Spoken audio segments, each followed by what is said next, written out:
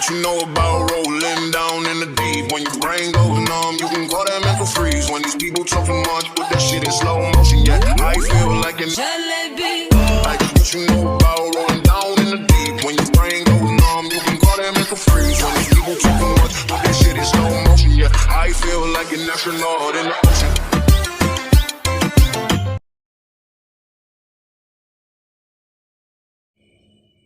Halo semuanya, pada kesempatan kali ini kami dari kelompok 2 mata kuliah analisis pengubahan tingkah laku akan menjelaskan mengenai konsep-konsep dasar APTL. Anggota kelompok kami yaitu saya sendiri Aflahu Fasafar Imron, Dinda Putri Abadi, Sintaura Rohmatillah, dan Tri Mulyati Puspitasari. Yang pertama, apa itu tingkah laku? Tingkah laku manusia adalah segala sesuatu yang orang lakukan, mencakup bagaimana mereka bergerak dan apa yang mereka katakan, pikirkan, dan rasakan. Perilaku ini diatur oleh prinsip dasar perilaku yang menjelaskan bahwa ada hubungan antara perilaku manusia dengan peristiwa lingkungan. Ada 7 konsep-konsep dasar APTL. Yang pertama yaitu behavior atau tingkah laku. Yang kedua environment atau lingkungan. Yang ketiga responden behavior atau tingkah laku responden. Yang keempat adanya reinforcement atau penguatan. Yang kelima adanya punishment atau hukuman. Yang keenam yaitu modeling. Dan yang ketujuh yaitu motivasi. Yang pertama behavior. Apa itu behavior? Behavior adalah teori yang mempelajari perilaku manusia. Tingkah laku manusia adalah segala sesuatu yang orang lakukan, mencakup bagaimana mereka bergerak dan apa yang mereka katakan, pikirkan, dan rasakan. Asumsi dasar mengenai tingkah laku menurut teori ini adalah bahwa tingkah laku sepenuhnya ditentukan oleh aturan, bisa diramalkan, dan bisa ditentukan. Menurut teori ini, seseorang terlibat dalam tingkah laku tertentu karena mereka telah mempelajarinya melalui pengalaman-pengalaman terdahulu, menghubungkan tingkah laku dengan hadiah. Halo semuanya, di sini perkenalkan nama aku Tri Mulyati Puspitasari. Di sini aku akan menjelaskan mengenai environment dan juga responden behavior. Nah, jadi environment atau lingkungan adalah segala tingkah laku yang muncul dalam konteks lingkungan. Johnston dan Pennypacker memberikan definisi tentang lingkungan, yaitu environment is everything except the moving part of the organism involved in the behavior. Jadi dapat kita simpulkan bahwa lingkungan adalah keadaan nyata dari organisme atau bagian dari organisme tersebut. Nah, dalam analisis pengubahan tingkah laku, lingkungan itu disebut atau bisa dikatakan sebagai stimulus. Jadi lingkungan memberikan stimulus terhadap diri kita atau manusia. Nah, manusia sendiri memiliki sistem reseptor yang dapat mendeteksi stimulus yang berasal dari luar dan dalam tubuh. Jadi reseptor tersebut ada 2. Yang pertama adalah exteroceptors dan juga interoceptors. Yang namanya exteroceptors, yang X berarti dia berasal dari luar. Jadi dia yang mendapatkan tugas untuk mendeteksi stimulus yang terdapat dari luar. Misalkan dari pendengaran kita, penciuman kita, atau indera perasa dan juga indera penglihatan. Nah, kalau misalkan interoceptors atau in berarti dia mendeteksi stimulus yang dari dalam tubuh kita. Seperti misalkan ketika kita sakit perut, kita sakit rongga tenggorokan, yang akan didefinisikan secara formal maupun temporal oleh sistem interoceptors kita. Nah, analisis tingkah laku menggunakan istilah stimulus class yang menunjukkan sekelompok stimuli yang dibagi dan telah diatur sebelumnya dari unsur-unsur yang biasa ke dalam satu atau lebih dimensi. Nah, teman-teman perlu diketahui bahwa dalam environment ini ada 3 istilah yang berhubungan dengan lingkungan. Yang pertama yaitu lingkungan alami atau natural environment, dan juga ada prosthetic environment, dan juga ada therapeutic environment. Nah, jadi lingkungan alami atau natural environment adalah lingkungan nyata, dunia nyata, tempat di mana kita untuk bermain, tempat kita bekerja, atau bisa disebut atau biasa disebutkan itu lingkungan sosial. Jadi yaitu lingkungan alami adalah lingkungan di mana kita bisa merasakan atau menjalankan dunia kita secara nyata begitu. Nah, bagi anak-anak, lingkungan alami itu ditendensikan sebagai ruang kelas. Di dalam kelas ada faktor banyak yang bisa bekerja sama yang mempengaruhi tingkah laku anak. Yang kedua yaitu prosthetic environment. Jadi, prosthetic environment ini adalah lingkungan yang membantu individu untuk berkelakuan lebih menyukai teman sebaya laki-laki maupun teman perempuan. Jadi, menurut saya prosthetic environment ini adalah lingkungan di mana kita beradaptasi dengan seumur kita. Tempat kita membantu kita untuk membentuk tingkah laku juga beradaptasi secara wajar dan juga secara alami begitu. Nah, kalau yang terakhir, therapeutic environment adalah lingkungan yang dimaksudkan untuk membantu anak untuk pada akhirnya menjadi merasa lebih bebas dari lingkungannya dan tidak mendapatkan pressure atau tidak mendapatkan tekanan ketika mereka berada di therapeutic environment ini, sehingga ketika berada di therapeutic environment mereka bisa merasakan kebebasan, merasakan kenyamanan dalam diri mereka sendiri karena bisa mengungkapkan perasaannya dengan baik begitu.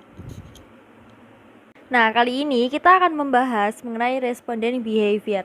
Setiap orang yang lahir di dunia ini pasti memiliki kemampuan untuk melakukan respon tanpa melalui proses belajar. Nah, respon ini bertujuan untuk melindungi diri kita sendiri dari hal-hal bahaya. Nah, hubungan antara stimulus dan juga respon disebut refleks. Refleks dilakukan untuk melindungi diri kita, membentengi diri kita dari apapun untuk kita mempertahankan hidup. Nah, komponen-komponen respon dari stimulus itu disebut juga dengan tingkah laku responden atau respondent behavior, dan juga tingkah laku responden didefinisikan sebagai tingkah laku yang ditimbulkan oleh stimuli atau disebut dengan antecedent. Yang pertama kita akan membahas mengenai pengkondisian respon. Oke, respondent conditioning ini pertama kali dikemukakan oleh Ivan Petrovich Pavlov yang meneliti sistem pencernaan anjing. Jadi awalnya anjing akan mengeluarkan liur ketika dia diberi makanan atau dipancing makanan. Lah, oleh Petrovich Pavlov ini diberikan jeda waktu tertentu saat memberi makanan anjing dengan menggunakan prosedur pemasangan rangsangan atau disebut dengan stimulus pairing procedure. Yang pada awalnya anjing tidak mengeluarkan liur ketika diberikan bunyi metronom, setelah diberikan rangsangan atau stimulus yang menggunakan jeda waktu tadi, akhirnya berhasil ketika ada bunyi metronom anjing akan mengeluarkan liurnya. Hal ini disebut dengan pengkondisian respon. Nah, akan lebih baiknya lagi ketika pengkondisian respon ini diberikan stimulus netral sebelum diberikan stimulus tak terkondisi. Jadi bunyi metronom ini disebut dengan stimulus netral. Sedangkan kalau makanan pada penelitian Pavlov ini disebut dengan stimulus tak terkondisi. Respondent conditioning muncul saat stimulus yang sebelumnya netral dipasangkan dengan US atau stimulus netral atau unconditioned stimulus ditampilkan bersama-sama. Sebagai hasilnya, stimulus netral tersebut menjadi conditioned stimulus atau disebut dengan CS yang akan menimbulkan conditioned response atau CR atau disebut juga dengan UR. UR dan CR disebut sebagai respondent behavior. Respondent conditioning ini juga disebut dengan classical conditioning. Yang terakhir dari saya adalah tentang pengurangan atau penghapusan respon atau disebut dengan respondent extinction. Nah, Pavlov mengemukakan bahwa pengkondisian refleks yang telah diciptakan akan menjadi lemah ketika pemberian stimulus terkondisi yang dimana penelitian Pavlov ini disebut dengan bunyi metronom tanpa diikuti dengan stimulus tak terkondisi berupa makan. Hal ini disebut dengan respondent extinction. Jadi intinya penghapusan respon ini adalah ketika kita memberikan stimulus netral juga harus dibarengi dengan stimulus yang tak terkondisi. Apabila kita hanya melakukan stimulus netralnya saja tanpa dibarengi dengan stimulus tak terkondisinya, maka yang terjadi adalah penghapusan respon lama-lama. Dalam penelitian Pavlov ini, jika Pavlov memberikan bunyi metronom saja tanpa pemberian stimulus tak terkondisi berupa makanan, maka lama-kelamaan anjing tidak akan mengeluarkan air liur ketika dia mendengarkan bunyi metronomnya karena tidak sejajar dengan stimulus tak terkondisinya tadi. Oke, sekian penjelasan dari saya, semoga bermanfaat. Selanjutnya akan dilanjutkan oleh teman-teman saya. Terima kasih. Halo semuanya, salam sejahtera bagi kita semua. Assalamualaikum warahmatullahi wabarakatuh. Om Swastiastu, Namo Buddhaya, salam kebajikan. Wah, senang sekali rasanya aku Sinta Aura Rahmatila dengan nomor NIM 2001111600414 bisa menyapa dan bertemu lagi dengan rekan-rekan walaupun secara virtual ya. Wah, nah kali ini aku mau melanjutkan tentang penjelasan yang sudah dipaparkan oleh rekanku sebelumnya nih. Nah, sekarang kita mau membahas tentang apa ya? Yaps, bener banget, reinforcement. Teman-teman kayaknya udah nggak asing lagi ya dengan kata reinforcement, karena dulu kita waktu semester 1 di mata kuliah psikologi pendidikan juga sudah pernah mempelajari teori behavioristik ya. Jadi memang pada teori behavioristik itu lebih menekankan kepada perubahan perilaku yang bisa disebabkan oleh stimulus dan juga respon, termasuk juga lingkungan. Kalau reinforcement ini, aku nginget-ngingetnya itu gandengannya ya punishment gitu. Secara sederhana, kalau reinforcement itu adalah penguatan, kalau punishment itu hukuman, as simple that. Jadi aku kalau ngafalin seperti itu teman-teman, itu secara sederhana. Nah, tapi di sini aku mau menjelaskan secara lebih lanjut. Yuk kita bahas bersama-sama. Untuk reminder teman-teman, aku ingin memperjelas terkait pengertian dari reinforcement. Kalau di dalam bahan sajian yang sudah kita berikan kepada rekan-rekan, reinforcement itu merupakan atau penguatan itu merupakan salah satu prinsip yang penting dalam tingkah laku dan merupakan elemen kunci dalam program atau perencanaan dari pengubahan tingkah laku yang didesain oleh analisis tingkah laku. Ini adalah pendapat dari beberapa ahli, yakni Flora, Northup, Vollmer, dan Seret. Nah, jika tingkah laku itu diikuti dengan rentang waktu yang singkat oleh stimulus dan sebagai hasil dari tindakan dan secara frekuensi tingkah laku itu meningkat dalam kondisi yang sama, maka reinforcement tersebut yang sedang berperan. Nah, teman-teman masih bingung dengan kalimatnya. Nah, maksudnya itu seperti ini teman-teman. Dalam proses reinforcement itu kan kita menginginkan perubahan perilaku. Nah, perubahan perilaku itu terjadi dan dianggap sebagai respon dari sebuah stimulus. Kalau stimulus tersebut bisa menghasilkan respon sesuai dengan perilaku yang diinginkan, maka maksudnya adalah reinforcement tersebut dikatakan berperan dalam hal tersebut dan berhasil. Di dalam memberikan stimulus itu ada beberapa fungsi dari stimulus yang digunakan sebagai reinforcers. Nah, itu ada dua, yaitu yang pertama, stimulus baru yang ditambahkan kepada lingkungan untuk meningkatkan intensitas, dan yang kedua adalah stimulus yang sudah siap dihapus dari lingkungan untuk mengurangi intensitas. Saya ambil contoh konkret yang paling sederhana. Di masa pandemi seperti ini ya teman-teman, perilaku-perilaku tertentu itu bertambah dan ada juga yang berkurang. Nah, ini merupakan stimulus. Misalnya nih teman-teman ya, untuk stimulus baru yang ditambahkan kepada lingkungan, jika di dalam masa-masa sebelum pandemi dulu tidak ada yang namanya kewajiban untuk menggunakan masker, ya kan teman-teman? Tapi lihat coba, di masa pandemi seperti ini, penggunaan masker menjadi sebuah kewajiban tersendiri untuk menjaga diri dari penyebaran virus COVID-19. Nah, itu merupakan perilaku yang stimulusnya itu digunakan untuk menambahkan sesuatu yang baru di lingkungan gitu. Jadi yang awal mulanya itu tidak ada menjadi ada. Nah, yang kedua ini justru stimulus yang dihilangkan. Contohnya, kalau dulu kita sebelum masa pandemi berjabat tangan itu merupakan hal yang menjadi suatu kebiasaan ketika kita bertemu dengan orang yang baru. Nah, tapi sekarang coba dilihat, berjabat tangan itu menjadi sesuatu hal yang mesti dihindari. Nah, ini adalah contoh sederhana dari stimulus itu gitu. Stimulus yang diberikan kepada lingkungan. Jadi ada yang ditambahkan, ada juga yang dikurangi. Saya ambil contoh konkretnya yang sederhana supaya kita memahaminya lebih mudah. Nah, teman-teman nanti bisa memberikan contoh-contoh lain yang juga lebih kompleks maupun yang lebih luas konteksnya.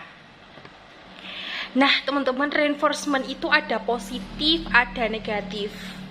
Jadi penggunaannya ini harus disesuaikan dengan situasi dan kondisi dalam pengubahan perilaku. Aku mau kasih contoh dan juga kondisi-kondisi seperti apa sih kita harus melakukan reinforcement positif dan juga negatif itu.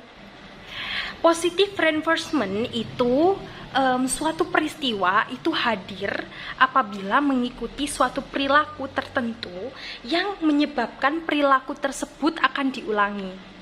Nah, maksudnya positive reinforcement ini memberikan sebuah stimulus yang lebih bisa diterima gitu. Contohnya gini, langsung ke contohnya aja ya teman-teman supaya nggak bingung. Hal yang saya alami sendiri dulu saat masih duduk di bangku SD atau sekolah dasar, itu saya sering mendapatkan hadiah dari orang tua karena memperoleh nilai yang bagus dan mendapatkan juara kelas waktu itu. Nah, dari situlah akhirnya saya mulai belajar.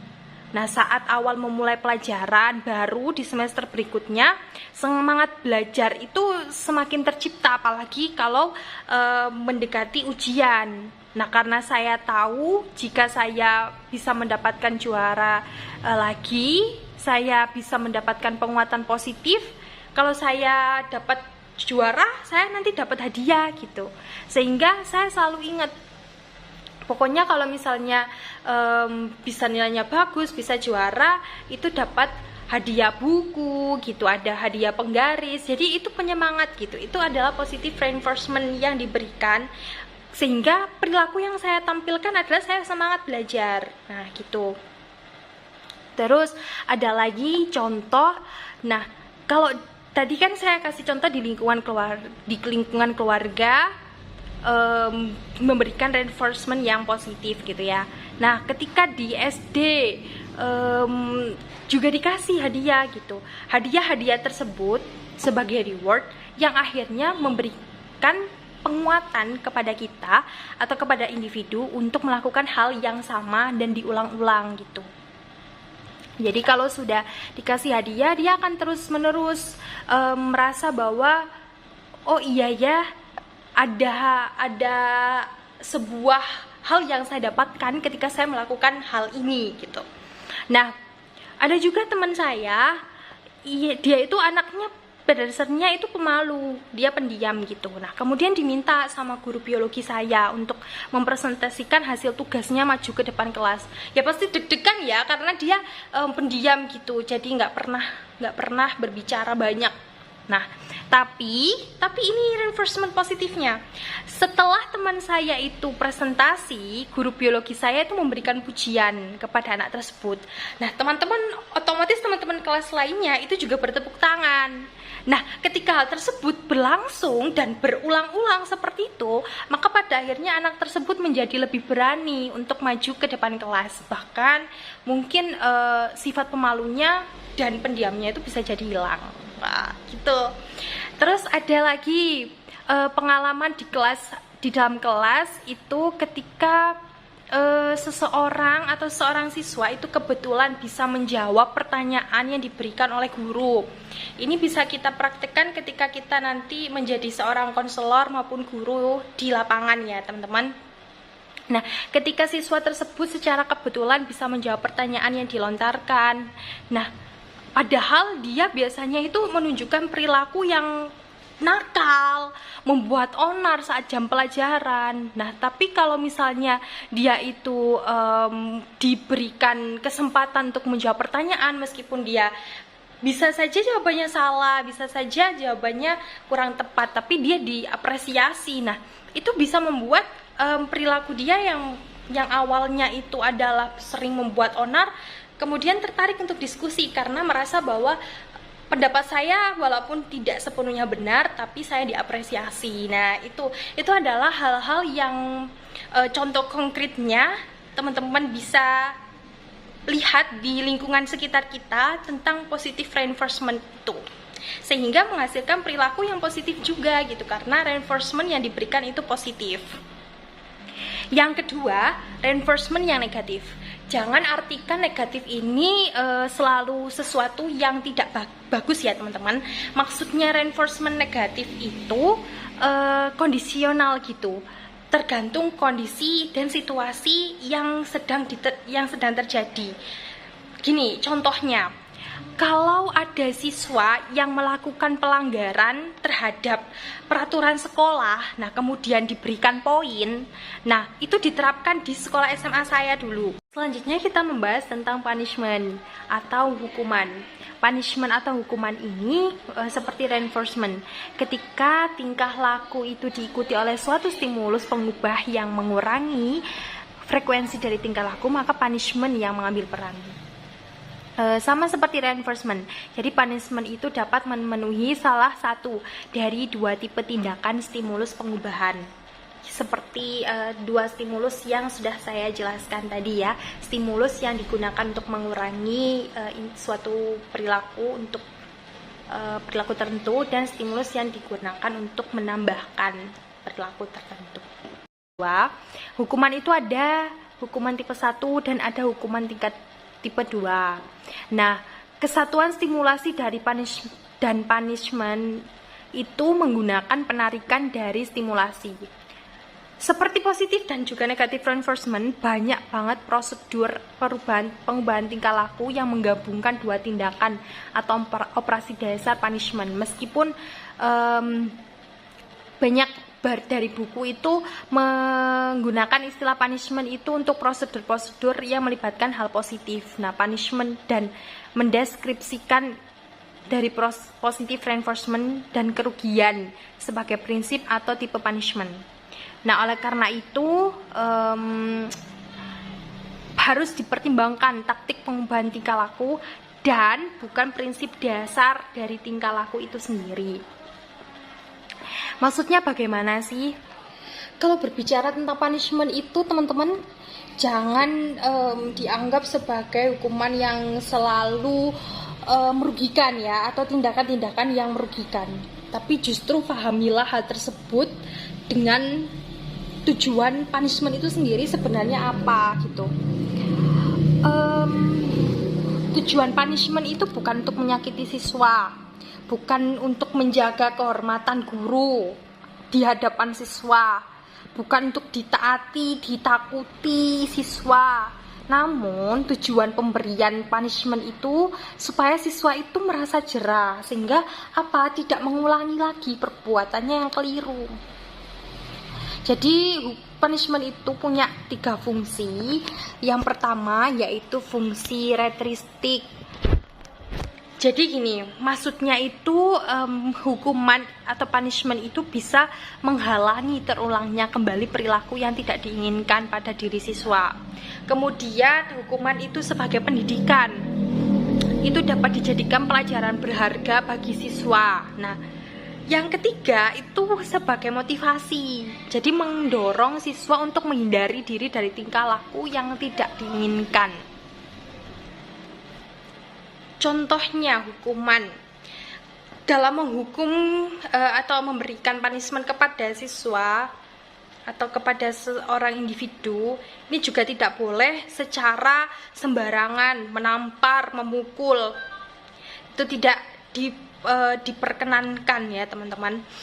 Karena meskipun kita memberikan suatu hukuman atau punishment kepada seseorang atau individu, itu tujuannya adalah untuk menghindari perilaku-perilaku yang tidak diinginkan gitu, untuk mengubah perilaku-perilaku yang salah kepada perilaku yang lebih benar.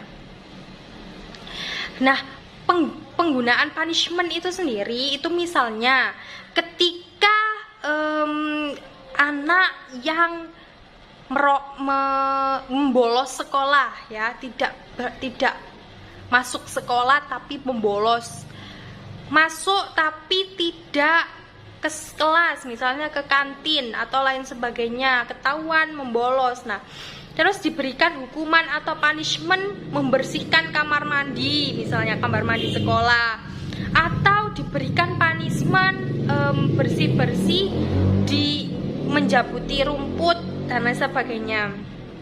Nah, itu punishment itu bukan untuk memarahi siswa, akan tetapi di sini punishment digunakan dengan tujuan tadi untuk supaya mereka tidak membolos lagi, supaya mereka tidak mengulangi perilaku-perilaku yang salah. Assalamualaikum warahmatullahi wabarakatuh. Halo, apa kabar teman-teman semua? Semoga selalu dalam keadaan sehat ya. Di sini bersama saya Dinda Putri Abadi dengan nomor induk mahasiswa saya yakni 2001111600491. Di sini saya akan menjelaskan tentang modeling. Kira-kira ketika saya mengatakan kata modeling, apa sih yang terlintas di pikiran teman-teman semua? Model, mungkin seperti ini atau mungkin seperti ini. Yuk kita cari penjelasannya yang lebih dalam berikut ini. Modeling. Teknik modeling digunakan oleh seseorang individu untuk memperoleh respon perubahan perilaku. Berdasarkan hal ini, menurut Chang pada tahun 2016 menjelaskan bahwa komponen modeling itu penting dalam teori sosial, mengacu pada perubahan perilaku, sikap afektif dan kognitif yang berasal dari pengamatan model atau beberapa model. Modeling atau permodelan diharapkan memberikan rangsangan dari model yang sudah ditunjukkan untuk mencapai tujuan yang diharapkan, begitu. Nah, selanjutnya ada beberapa ahli yang membahas tentang teori modeling ini. Salah satunya yaitu yang pertama, yang paling kita kenal, yang kita sepertinya sudah kita tidak asing dengan beliau, yaitu Albert Bandura. Dimana menurut Pak Albert ini, sebelum saya menjelaskan di sini, saya itu sudah mencari beberapa literatur, saya membaca beberapa literatur, melihat bahwasanya Pak Bandura ini pernah melakukan eksperimen yang bernama Bobodol. Apa ya Bobodol itu? Jadi dalam eksperimen itu dilakukan seorang anak ditunjukkan sebuah video yang menunjukkan bahwasannya di situ ada boneka yang dipukul-pukul secara agresif. Kemudian ketika anak tersebut sendirian dengan boneka itu, anak tersebut juga melakukan hal yang sama seperti apa yang dicontohkan. Nah, ini loh yang namanya modeling.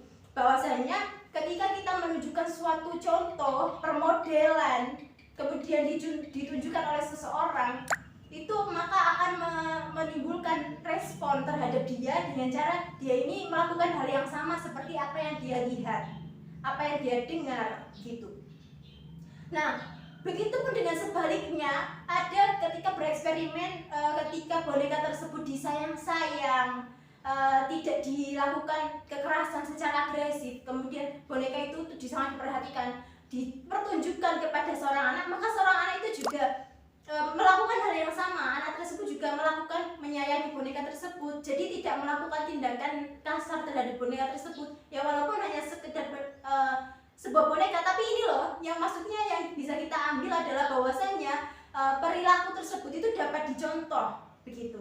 Itulah modeling ini yang eksperimen yang bernama Bobodol. Menarik sekali ya sih. Menurut beberapa ahli, itu ada dari Albert Bandura dan yang tadi sudah saya sampaikan tadi dari eksperimen itu. Menurut Albert Bandura, modeling itu merupakan model yang mahir, yang memiliki kompetensi yang ditiru melalui mereka, perilaku mereka, cara berpikir mereka diungkapkan dari model yang ditransmisikan untuk mengajarkan keterampilan tertentu yang efektif untuk mengelola dirinya. Nah, teknik modeling ini memiliki tujuan dalam kaitannya dengan analisis pengubahan perilaku loh. Apa itu? Dimana tujuan dari ini yaitu untuk seseorang dapat belajar mengamati perilaku yang sesuai dengan lingkungannya. Dimana menurut Albert Bandura sendiri menyatakan bahwa tingkah laku seorang individu itu dipengaruhi oleh lingkungan. lingkungan itu mempengaruhi tingkah laku, perilaku, tindakan individu seperti yang sudah kita ketahui ya. Nah, selanjutnya menurut ahli selanjutnya yaitu Martin dan Baer, itu mereka menjelaskan bahwa modeling itu merupakan prosedur di mana sebuah contoh perilaku itu diperlihatkan ke siswa agar siswa tersebut melakukan hal yang sama. Nah, teknik ini mempengaruhi perilaku siswa pada semua usia, bukan hanya usia anak kecil, tapi juga orang dewasa, bahkan juga orang tua. Itu memberikan pengaruh pada mereka terhadap afeksi mereka. Ketika mereka mulai melewati itu, mereka akan mengamati lingkungan sekitarnya. Jadi seperti yang sudah kita ketahui bahwasanya lingkungan itu mempengaruhi individu. Nah, ada juga tujuan dari teori modeling ini. Ada tujuan-tujuan yang kenapa modeling ini ada, ini tujuannya untuk apa? Yuk simak penjelasan berikut ini. Oke? Nah, setelah kita mengetahui tentang apa itu teknik modeling, kita juga perlu untuk mengetahui apa sih tujuan yang akan kita dapatkan melalui teknik modeling ini, yakni menurut Nur Salim dan kawan-kawan pada tahun 2013 itu menyebutkan bahwasanya tujuan dari teknik modeling ini ada 5. Nah, apa saja? Yang pertama yaitu memperoleh sikap baru melalui model hidup maupun model simbolis. Jadi dari model yang diperlihatkan, dari model yang telah ditunjukkan begitu ya, itu mereka akan mendapatkan sikap baru melalui model itu. Apa nih? Misalnya seperti tadi dari Albert Bandura melalui Bobodol, maka seorang anak tersebut ketika melihat boneka tersebut dipukuli secara agresif, maka sikap baru yang muncul di anak tersebut, maka anak tersebut akan memukuli juga pada boneka tersebut. Nah, selanjutnya yang kedua yaitu menampilkan sikap yang sudah diperoleh dengan cara yang tepat pada saat diharapkan. Jadi dalam hari ini ketika kita menggunakan teknik modeling, kita akan menampilkan sikap yang sudah diperoleh dengan cara yang tepat atau pada saat diharapkan. Maksudnya bagaimana? Maksudnya di sini kita mendapatkan sikap. Sikap apa? Sikap yang sudah diperoleh. Jadi dari modeling tersebut kita menunjukkan sikap, dan seorang individu itu akan melihatnya dan mengamatinya, kemudian mendapatkan sikap yang sama seperti apa yang telah ditunjukkan, seperti itu. Nah, yang ketiga yaitu mengurangi rasa takut dan cemas. Ketika kita menunjukkan suatu model yang berani, yang percaya diri, maka akan secara tidak langsung akan memberikan ketika seorang individu tersebut mengamati, maka akan menimbulkan contoh, begitu ya. Jadi tetapi di sini tidak semata-mata mencontoh, tetapi individu tersebut dapat melakukan pembaruan inisiatif dari apa yang dia contoh, seperti itu. Kemudian yang keempat yaitu memperoleh keterampilan sosial. Keterampilan sosial dari model yang dilihatnya. Coba misalnya ketika kita memberikan contoh model seseorang yang memiliki keterampilan sesuatu tertentu. Misalnya karena saya suka sesuatu yang berbau komedi, kemudian saya meniru seseorang, misalnya Raditya Dika, karena dia juga lekat dengan yang namanya komedi, maka saya akan memperoleh keterampilan sosial yang berhubungan dengan hal itu, seperti itu. Kemudian yang kelima, mengubah sikap nonverbal. Mengubah sikap nonverbal. Sikap nonverbal di sini yaitu yang dimaksudkan dengan tingkah laku. Tingkah laku kita akan menjadi berubah. Ketika kita mendapatkan melihat, mengamati model, maka kita akan memperoleh sikap nonverbal yang baru, begitu. Terima kasih. Selanjutnya kita akan membahas tentang motivasi. Apa itu motivasi? Yuk simak penjelasan berikut ini. Nah, setelah teman-teman memahami dan mengetahui penjelasan tentang bagaimana itu modeling dan apa tujuan dari modeling, yuk kita lanjutkan pembahasan kita pada motivation atau motivasi. Dari kata motivasi sendiri saja, teman-teman pasti sudah tidak asing lagi tentunya ya dengan kata motivasi, karena kata motivasi ini sudah lekat sekali dengan kehidupan kita sehari-hari. Bahkan kadangkala ketika kita sedang mengeluh dengan tugas-tugas kuliah, pasti kita tak jarang untuk mengatakan bahwa sepertinya aku butuh motivasi. Nah, motivasi sendiri ini apa sih? Yuk simak penjelasan saya berikut ini. Motivation atau motivasi, di mana kata lain dari motivasi ini merupakan dorongan. Apa dorongan maksudnya? Dorongan atau rangsangan atau Daya benar penggerak. sekali.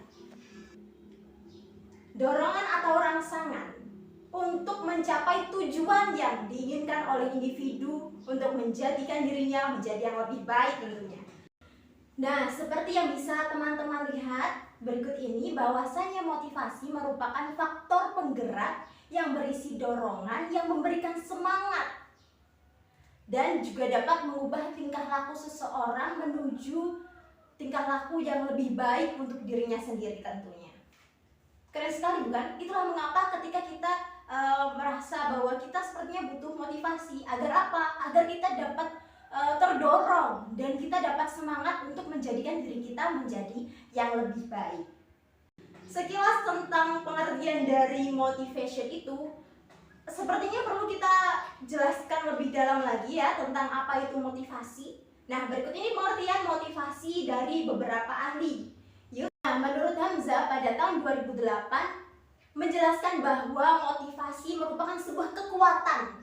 Nah, kekuatan apa nih?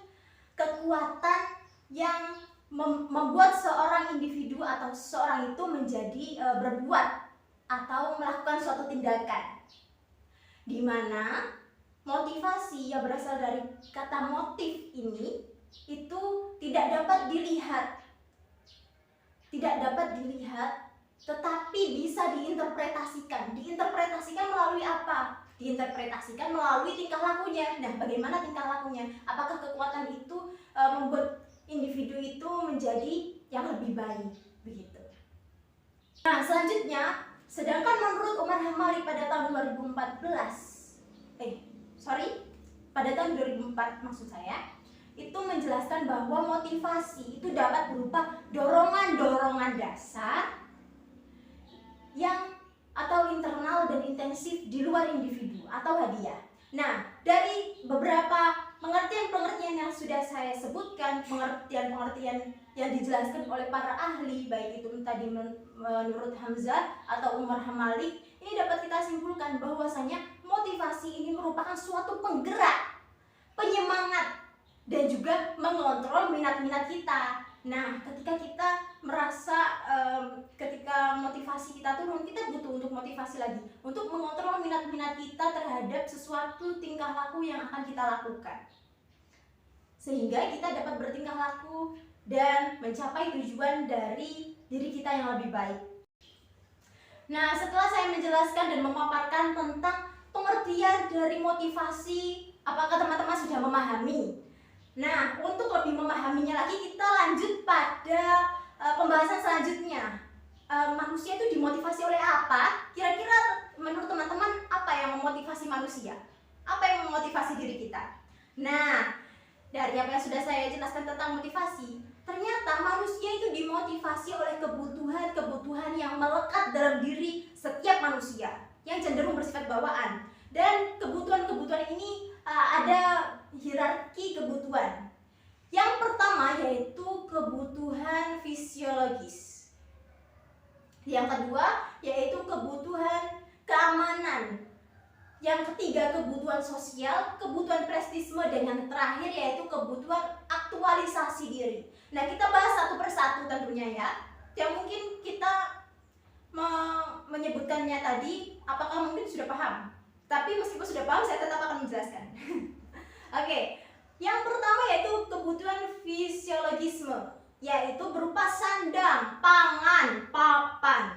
Coba deh bayangkan, teman-teman pasti sudah tidak asing dengan kata seperti ini. Kalau misalnya hari ini saya tidak bekerja, besok saya makan apa? Itu kan suatu motivasi diri untuk membangkitkan semangat untuk bekerja, untuk memenuhi sandang, pangan, papan, ya kan? Nah, dengan kebutuhan-kebutuhan akan sandang, pangan, papan itu memunculkan motivasi dalam diri seseorang, memotivasi diri manusia untuk mencukupi kebutuhan-kebutuhan dalam dirinya. Selanjutnya yaitu kebutuhan keamanan. Nah, kebutuhan keamanan ini bukan hanya tentang kebutuhan keamanan diri secara fisik, tetapi juga psikologis manusia dan juga bahkan tentang intelektual. Kita cari contoh yang sederhana ya, yang mungkin bisa dalam diri kita, dalam kehidupan kita sebagai seorang mahasiswa. Coba deh teman-teman bayangkan, kadang pernah gak sih teman-teman itu merasa seperti ini? Kalau misalnya hari ini saya tidak belajar, kira-kira besok ujian besok akan saya isi apa? Kalau misalnya hari ini saya tidak membaca, kalau misalnya hari ini saya tidak mencari sumber-sumber referensi, bagaimana saya bisa menjadi orang yang memiliki pengetahuan? Bagaimana saya bisa mencukupi kebutuhan otak saya? Bagaimana saya bisa menjadi pintar?